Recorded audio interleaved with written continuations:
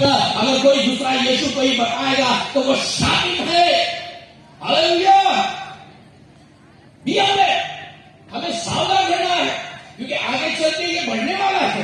हालांकि social media बहुत speed हो रहा है, और इससे 5G हो रहा है, 6G, कहीं पर तो 8G ऑलरेडी चालू है, और सारे मशीनों के ये वीडियो में आप जाके देखो, दैट इज वेरी शॉकिंग। किसके तारे ये आएंगे, किसका स्टार है ये आएगा, किसका स्टार है यीशु मसीह का। We must be the star of Jesus।